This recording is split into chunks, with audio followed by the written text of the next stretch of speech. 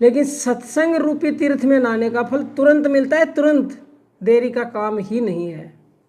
लेकिन नहाए कौन? नहाना ही तो नहीं जानते हो, नहाना ही तो सीखना है। अभी जो है ना लोग, आप यहाँ बैठे हो, गारंटी है ये जो एक भी बात अगर आपके अंदर रह ले तो बाहर निकलते ही भूल जाओगे। वो माया है, उसका काम है भुलाना।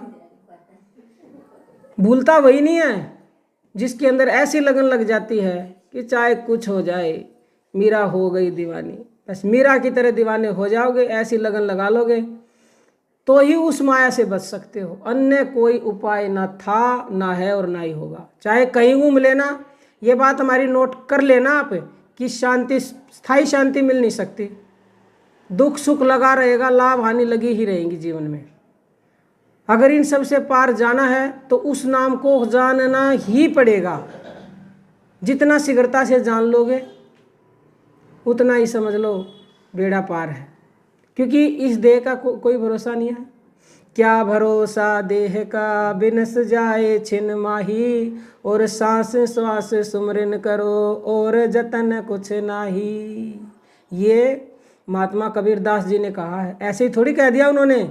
सांस सांस सुमरन करने के अलावा कोई जतन नहीं है।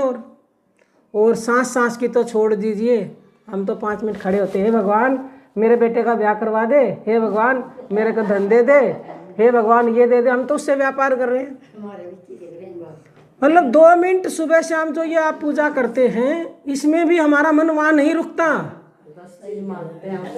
हम उससे मांग रहे हैं या उसको याद कर रहे हैं? सोचो, आपको बुद्धि मिली है, मतलब इतने मोह माया में फंसे हुए, उस माया ने इतना फंसा रखा, इतना फंसा रखा है कि वहाँ से निकलने का नाम नहीं। और आपको क्या कहें, हम भी ऐसे ही थे। आज से 5-10 साल पहले हम भी ऐसे ही थे। लेकिन अब जो है ना, उससे मांगने की इच्छा नहीं करती कुछ भी। सुख दे दुख दे, तेरे फूलों से भी प्यार, तेरे कांटों से भी प्यार, तू जो भी दे करतार, मुझे सब है स्वीकार। अभी ये तो उदाहरण है ही।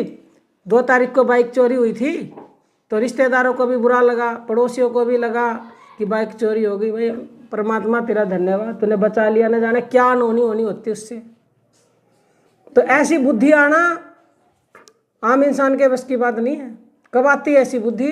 ऐसी बुद्धि जो है जब आती है, जब निरंतर उससे लगे रहते हो। क्योंकि अभी जो है सबकी दुर्बुद्धि है, और जहाँ दुर्बुद्धि वहाँ सर्वनाश।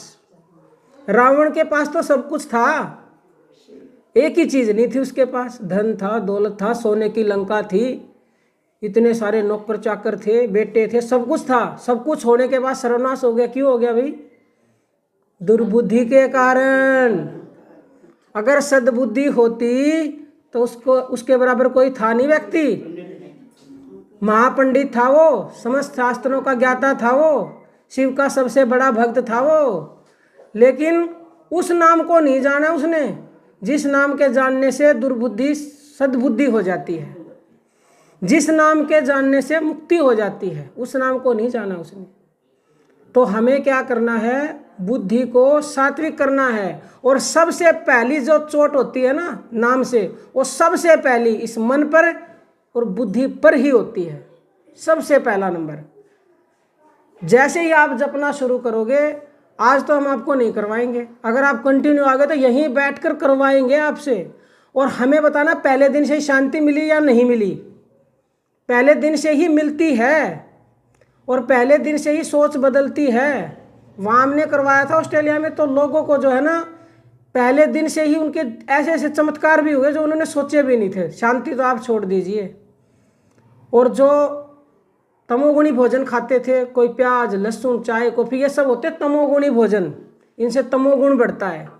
जितना तमोगुण बढ़ेगा उतना उससे दूर, क्योंकि 3 गुण होते हैं, तमोगुण, रजोगुण, सतोगुण।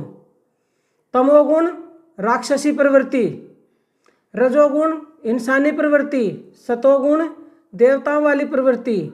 लेकिन उसे अगर पाना है तो इन सब से पार जाना होगा। तीनों गुणों से पार है वो, क्योंकि परमात्मा में कोई गुण नहीं है। तो अभी तो हम तो राक्षसी भोजन खा रहे हैं, राक्षसी भोजन खा रहे हैं, परमात्मा का नाम जप नहीं रहे, तो क्या होगा? बुद्धि दुर्बुद्धि हमारी नहीं होगी तो और किसकी होगी? हैं? तो नाम के साथ साथ थोड़ा सा सात्विकता पे भी ध्यान देना चाहिए। शुरुआत में क्या है, इनसे मदद